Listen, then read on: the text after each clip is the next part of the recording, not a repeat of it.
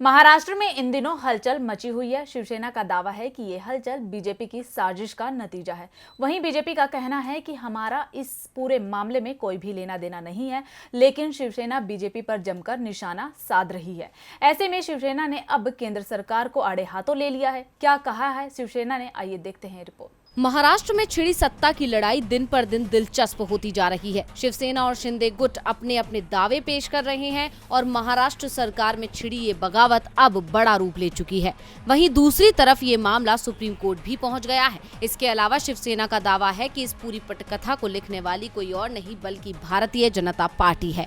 हालांकि बीजेपी इससे बचती आई है और खुद को इस पूरे मामले से अलग बताती आई है, लेकिन बीजेपी आलाकमानों की शिंदे गुट के विधायकों से लगातार हो रही मुलाकात कई सवाल खड़े करती हैं।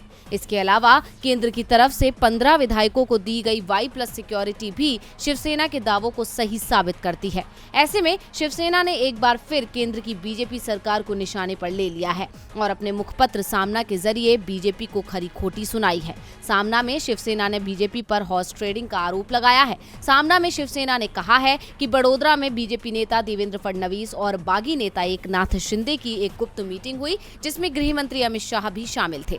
इस मीटिंग के तुरंत बाद ही बागी विधायकों को केंद्र सरकार ने Y+ की सुरक्षा प्रदान कर दी। सामना में लिखा गया कि केंद्र को लगता है कि ये विधायक मतलब मानो लोकतंत्र और आजादी के रखवाले हैं, इसलिए उनके बालों को भी नुकसान नहीं पहुंचने देंगे। असम में ये लोग 50-50 करोड़ रुपए में बेचे गए बैल अथवा बिग बुल हैं। इतना ही नहीं, सामना के जरिए शिवसेना का गुस्सा फूट पड़ा है। महाराष्ट्र में चल रहे इस नाटक में केंद्र की डफली तंबूरे वाले कूद पड़े हैं और राज्य के नचनिए विधायक उनकी ताल पर नाच रहे हैं। ये तमाम नचनिए लोग वहां गुवाहाटी के एक 5 सितारा होटल में अपने महाराष्ट्र द्रोह का प्रदर्शन पूरे देश और दुनिया को करा रहे हैं। केंद्र और महाराष्ट्र की बीजेपी ने ही इन नचनियों को उकसाया है। उनकी नौटंकी का मंच उन्होंने ही बनाया व सजाया है और कथा पटकथा भी बीजेपी ने ही लिखी है। ये अब छिपा नहीं रह गया है, यानी साफ है कि इस सब की जिम्मेदार सिर्फ बीजेपी ही है।